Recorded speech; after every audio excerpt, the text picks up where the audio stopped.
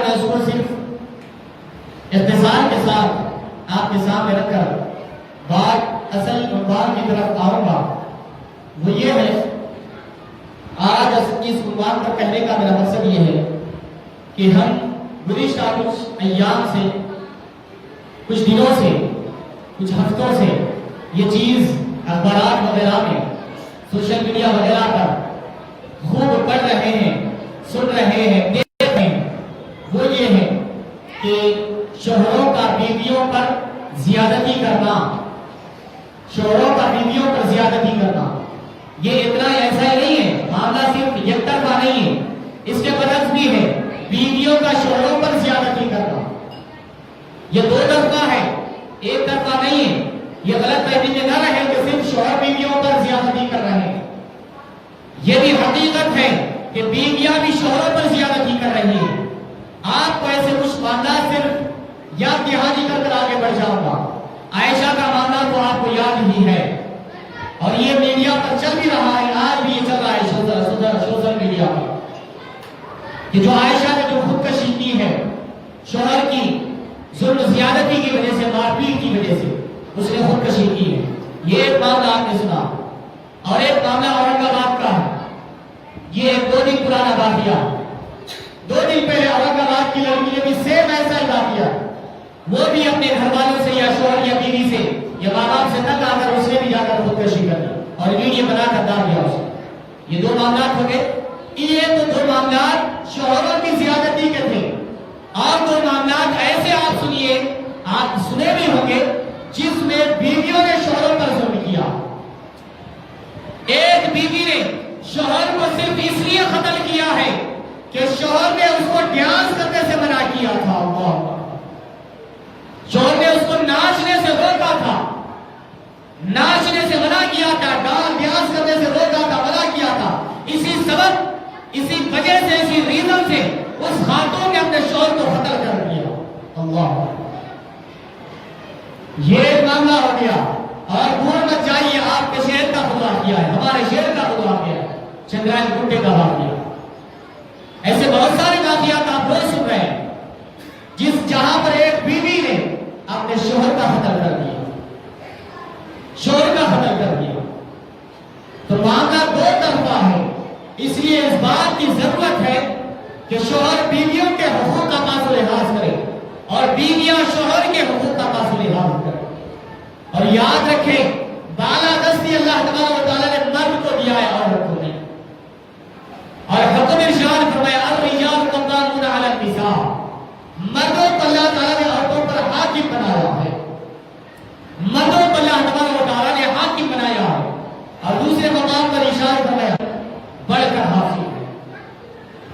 اب یہاں تک تو بات ہوتی ہے، یقیناً مردوں کو بالادستی حاصل ہے، لیکن اس کا مطلب یہ نہیں کہ عورتوں پر ظلم و زیادتی کی جائے، یا ان کو نشانہ بنایا جائے، یا ان کے ساتھ مار پیٹ کی جائے، یا جانوروں کے ساتھ، ان جانوروں کے جیسا ان کے ساتھ سلوک کیا جائے، یا جہیز کے مطالبے پر انہیں تنگ کیا جائے. یہ ساری چیزیں بالکل شریعت اسلامیہ کے خلاف ہے، بالکل شریعت اسلامیہ کے خلاف ہے. یہ تو عورتوں کے حقوق مردوں پر. اب رہا کچھ حقوق مردوں پر بھی ہے، عورتوں کے بھی کچھ حقوق ہے. اللہ اور اس کے رسول نے یہ ساری چیزیں قرآن اور حدیث میں بیان فرما دی ہے. بہار اکرام انشاءاللہ تعالیٰ یہ ایک تفصیل حقوق کی ایک طویل فہرست ہے، تو اس کو بیان کرنے کے لیے وقت لگے گا. تو اس لیے میں صرف یہاں بات کو اختتام کی طرف لا رہا ہوں کہ ہر دو اپنے میاں بیوی، شوہر بیوی ایک دوسرے کے حقوق کا پاس و لحاظ کرے، کیونکہ جہاں پر حقوق کا پاس و لحاظ نہیں کیا جاتا ہے وہیں پر یہ لڑائی جھگڑے شروع ہو جاتے ہیں. یہ کبھی ساس کے تانے، کبھی ننند کے تانے، کبھی شوہر کا بیوی کو تانا دینا، کبھی بیوی کا شوہر پر طنز کرنا، یہیں سے یہ فکروں کا آغاز شروع ہو جاتا. کہ جہاں پر اعتدال اور میانہ روی رہے گی وہ گھر جنت بن کر رہے گا. جہاں پر ایک طرف سے بھی چاہے شوہر کی طرف سے یا بیوی کی طرف سے زیادتی ہوگی وہیں سے یہ فتنوں کا لڑائی جھگڑوں کا باب کا آغاز ہو جائے گا. یہ بات یہاں پر ختم کر رہا ہوں. آخر میں جو حدیث مبارک حابیل اور قابیل کے حوالے سے سنایا تھا. سب سے پہلا قتل قابیل نے روئے زمین پر کیا اور حضور نے فرمایا قیامت تک جتنے قتل ہوں گے ان سب کے قاتلوں کا گناہ ان کے گناہ میں سے کوئی کمی نہیں ہوگی. اس کے گناہ کا ایک حصہ قابیل پر ڈالا جائے گا اور قتل کرنے قاتل کے گناہ میں سے کوئی کمی نہیں کی جائے گی. اس کو بھی اتنا ہی گناہ دیا جائے گا. یہ حدیث آپ نے سنی ہے اور ایک ابو داؤد شریف کی بھی حدیث ہے. جو کوئی برا طریقہ ڈالے اس کا گناہ اس پر ہے. قیامت تک جتنے لوگ اس پر عمل کریں گے ان سب کا گناہ اس پر دیا جائے گا اور ان کے گناہ میں کوئی کمی نہیں کی جائے گی. یقیناً وہ نوجوان لڑکی عائشہ لڑکی یقیناً اس سے ہم کو ہمدردی ہے. یقیناً اس کا واقعہ دیکھنے کے بعد ہماری آنکھوں سے آنسو رک نہیں سکے. یقیناً بہت درد کا مقام تھا. وہ بہت تکلیف دہ واقعہ ہے. یقیناً لوگ ماں باپ اپنی بیٹیوں کو جس محبت سے پال پوس کر بڑا کر کے آپ کے نکاح میں دیتے ہیں اور ہم ان بیٹیوں کے ساتھ زیادتی کرتے ہیں, ظلم کرتے ہیں, تو یاد رکھو یہ ظلم زیادتی کل تمہاری ماں, تمہاری بہن, تمہاری بیٹیوں کے ساتھ بھی آنے والی ہے. یاد رکھو آج ہم کسی کی بہن بیٹی کے ساتھ اگر ایسا سلوک کر رہے ہیں تو کل یاد رکھو مرنے سے پہلے اللہ تعالیٰ تمہیں یہ ضرور یہ وقت دکھائے گا. تم سکون سے زندگی نہیں گزار سکو گے اگر کسی کی بیٹی کے ساتھ ظلم زیادتی کرو گے. یہ ایک زاویہ ایک اینگل ہو گیا. اس کا دوسرا اینگل لوگوں, یہ دوسرے اینگل یہ اہم امپورٹنٹ چیز ہے جس کی وجہ سے آج میں نے یہ عنوان منتخب کیا ہے. اس کا سب سے اہم اینگل زاویہ نافیہ یہ ہے کہ آج عائشہ نے جو خودکشی کا طریقہ اختیار کیا ہے یقیناً اس سے ہمیں ہمدردی ہے, لیکن اس بات کا بے انتہا افسوس ہے جو اس نے جو طریقہ اختیار کیا ہے وہ قابل مذمت ہے, وہ قابل مذمت ہے, وہ قابل مذمت ہے. اس نے ناجائز اور حرام طریقہ اختیار کیا, حرام طریقہ اختیار کیا ہے. اللہ تبارک و تعالیٰ قرآن مجید میں ارشاد فرمایا وَلَا تَقْتُلُوا أَنفُسَكُمْ, اے لوگو تم اپنے آپ کو ہلاک مت کرو. اور ارشاد فرمایا وَلَا تُلْقُوا بِأَيْدِيكُمْ إِلَى التَّهْلُكَةِ, اے لوگو تم اپنے آپ کو ہلاکت میں مت ڈالو. اور حضور پاک صلی اللہ علیہ وسلم نے ارشاد فرمایا جو کوئی ایک صحابی کا واقعہ سن لیجیے, واقعہ سن لیجیے. ایک صحابی دوران جنگ ایک شخص صحابہ اکرام کفار و مشرکین سے لڑ رہے تھے. وقت ایسا پہنچ چکا تھا کہ مسلمان ہارنے کے شکست کے در پہ تھے, مسلمان ہارنے کے قریب آ چکے تھے. ایک شخص تیز رفتاری کے ساتھ گھوڑے کے ساتھ داخل ہوا, اسلامی فوج میں آیا اور آ کر کافروں سے ایسا لڑا کہ کافروں کے ایسے گردن اڑاتے گیا کہ لمحوں بھر میں وہ جنگ کا کاسا پلٹ گیا اور مسلمان جنگ جیت گئے اور کافروں جنگ ہار گئے. سارے پریشانی کون تک شخص ہے اتنا بے دردی اور بے جگری سے لڑ رہا ہے, اسے اپنی جان کی بھی پرواہ نہیں ہے. وہ لڑتے ایسا لڑا کہ جنگ کا زاویہ ہی بدل دیا, نقشہ ہی بدل دیا. ہارنے والے مسلمان جیت گئے. تو صحابہ تعریف کرنے لگے. جب یہ بات حضور تک پہنچی تو حضور پاک صلی اللہ علیہ وسلم ارشاد فرمایا جہنمی. صحابہ کرام نے اپنی شجاعت اور بہادری کے چرچا گرائے تو حضور پاک صلی اللہ علیہ وسلم کی نگاہ نبوت دیکھ رہی تھی کہ اس سے ایسا کون سا کام سرزد ہونے والا ہے جس کی بارے میں حضور نے فرما دیا یہ جہنمی ہے. صحابہ کرام دنگ لگے, یا رسول اللہ یہ تو مسلمانوں کی تائید میں اتنا جنگ لڑا کہ اپنی جان کی بھی پرواہ نہیں کی. مسلمان وہ جنگ ہارنے کے در پہ تھے اور مسلمان وہ جنگ جیت گئے. صحابہ کرام اس کے پیچھے رہے. آخر میں نوبت یہ پہنچی کہ وہ جو جنگ لڑا اس دوران اسے بہت سارے زخم آئے تھے جس کے بعد وہ اپنے خیمے میں گیا. جنگ ختم ہونے کے بعد وہاں پر جانے کے بعد صحابہ کرام اس کو تاک میں تھے یہ ایسا کون سا کام کرے گا, کیونکہ حضور کی زبان سے جو کلمات نکل جائے زمین و آسمان بدل سکتے ہیں لیکن فرمان رسول نہیں بدل سکتا. حضور نے فرما دیا تھا یہ جہنمی ہے. صحابہ کو پورا ایمان تھا, یقین تھا کہ حضور کا فرمان غلط نہیں ہو سکتا. اس کے پیچھے لگ گئے یہاں تک کہ جب وہ خیمے میں چلا گیا تو اس وقت خیمے کے باہر سے اس پر نظر رکھے ہوئے تھے. کیا دیکھتے ہیں کہ کچھ وقت کے بعد وہ زخموں کی تاب نہیں لا سکتا, بے چین بے تاب تھا, تڑپ رہا تھا, مچل رہا تھا. اس کے بعد آخر میں جو نیزہ ہوتا ہے جنگ میں لڑنے کا, وہ نیزہ وہ اپنے پیٹ میں گھونپ لیا, چبا لیا, اس کے اوپر ایسا ہو کر اپنے آپ کو ختم کر دیا. صحابہ کرام کو یقین بھی یقین ہو گیا, عین الیقین ہو گیا. اس کے بعد حضور پاک صلی اللہ علیہ وسلم بارگاہ میں یا رسول اللہ, وہ شخص جو جنگ میں بے دردی سے لڑ رہا تھا وہ اپنے آپ کو قتل کر دیا, ہلاک کر دیا, خودکشی کر دیا. حضور نے فرمایا میں نے کہا تھا کہ یہ جہنم ہے, کیونکہ خودکشی یہ حرام ہے, یہ جہنمی عمل ہے.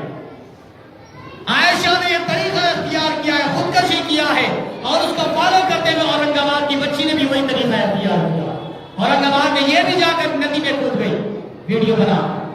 اب قیامت تک جتنے لڑکیاں اپنے شوہروں سے تنگ آ کر, یا ساس سسر سے تنگ آ کر, یا ننند سے تنگ آ کر, یا کسی اور سے ماں باپ سے تنگ آ کر, جتنے بھی لڑکیاں قیامت تک ایسا طریقہ اختیار کریں گی, وہ سب کا سب گناہ عائشہ کو جائے گا.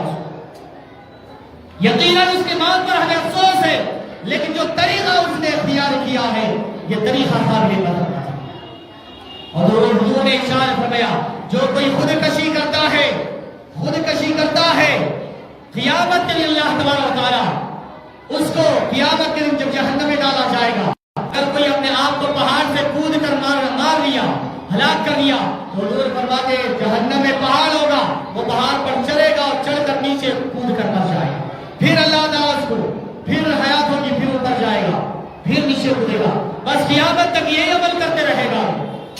اور پھر ارشاد فرمایا کوئی اگر زہر کھا کر مر گیا, وہ زہر کھائے گا اور وہ تکلیف سے مرے گا, پھر اس کے بعد زندہ ہوگا, پھر زہر کھائے, قیامت تک یہی عذاب میں مبتلا ہے. حضور نے ارشاد فرمایا جو کوئی جو طریقے سے اگر کوئی چھلا گھونپ کر مرا تو وہ چھلا گھونپتے رہے گا قیامت تک, گھونپتے ہوئے مرتے رہے گا, قیامت تک یہی عمل کرتے رہے گا. اب جیسا کہ یہ برج سے ندی میں کود کر مری, قیامت تک یہی عمل کرتے رہے گی. تو میری ماں اور بہنوں ذرا یاد رکھو, دھیان سے سنو, یقیناً یہ زندگی, یہ دنیا 4 روزہ ہے, 50 سال, 60 سال, 100 سال زیادہ سے زیادہ, لیکن اپنی آخرت کی زندگی تباہ نہ کر لو, ہمیشہ کے لیے جہنم میں نہ جاؤ. حضور پاک صلی اللہ علیہ وسلم نے ارشاد فرمایا جو کوئی اپنے آپ کو قتل کرے گا وہ ہمیشہ ہمیشہ ہمیشہ جہنم میں جائے گا, ہمیشہ ہمیشہ جہنم میں رہے گا. تو اپنے آپ کو ہمیشہ کی جہنم میں مت ڈالو, اللہ اور اس کے رسول کے احکام پر عمل کرو. یقیناً یہ دنیاوی زندگی 4 روزہ ختم ہوگی, یہ مصیبت اور پریشانیاں وقتیہ ختم ہوں گے, ایک وقت آئے گا کہ راحت اور سکون کی زندگی اللہ تبارک و تعالیٰ عطا فرمائے گا. نوجوانوں ہماری بھی یہ ذمہ داری بنتی ہے کہ یقیناً اگر ہماری بہن یا بیٹی کے ساتھ اگر کوئی ظلم و زیادتی کرتا ہے تو ہم آستین چڑھا کر 4-5 گھنٹوں کو 10-12 گھنٹوں کو لے کر بہن بھائی کے گھر پر چڑھ جا کے چڑھائی کر دیتے ہیں اور اس کی خیریت اور کیفیت دیتے ہیں.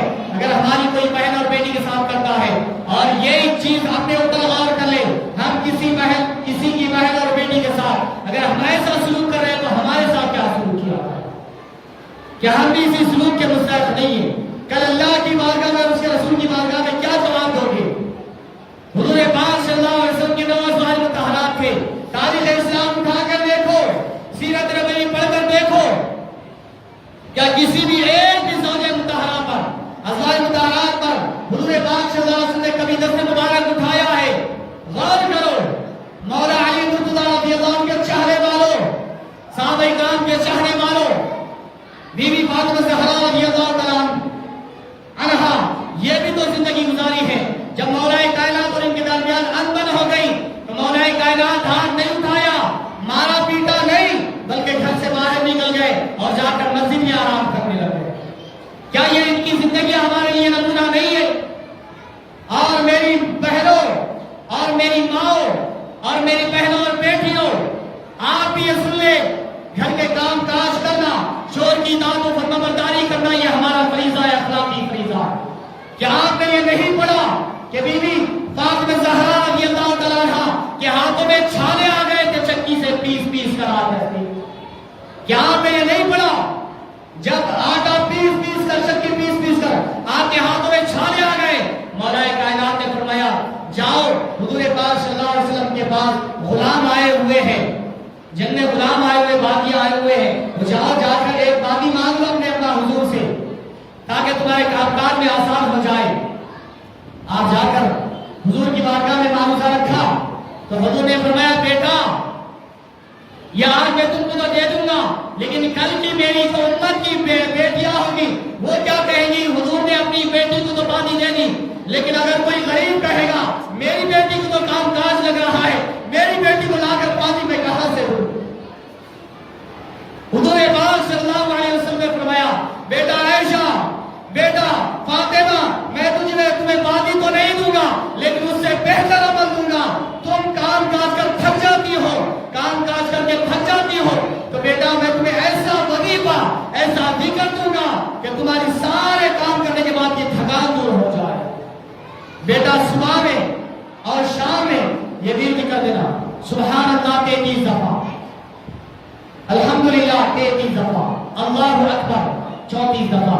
یہ صبح میں 33 دفعہ، شام میں 33 دفعہ اور اللہ اکبر 34 دفعہ. یہ پڑھ لو جتنی تمہاری دن بھر کی تھکان ہے وہ سب کی سب تھکان اتر جائے. میری بہنوں اور بیٹیوں، یہ کیا ہمارے پاس بی بی فاطمہ زہرا رضی اللہ تعالیٰ کا عمل نہیں ہے جنہوں نے سید الانبیاء کی بیٹی ہونے کے باوجود گھر کے کام کاج کیے؟ آج ہماری بہنیں اور بیٹیاں گھر کے کام کاج کرنے کے لیے پیچھے ہٹتی ہیں. اتنا ہی نہیں، پھر آپ کا مقام مرتبہ بھی یہ ہے کہ سیدۃ النساء اہل الجنہ، جنت کی عورتوں کی سردارہ ہے، اس کے باوجود گھر کے کام کاج کر رہے ہیں، اولاد کو بھی سنبھال رہے ہیں اور گھر کے پکوان اور گھر کی ذمہ داریاں بھی سنبھال رہے ہیں. بہنوں اور بیٹیوں کے لیے بھی پیغام ہے کہ وہ سیرت عائشہ پڑھے، سیرت فاطمہ رضی اللہ تعالیٰ عنہا پڑھے تاکہ اپنی زندگیاں پرسکون گزار سکے.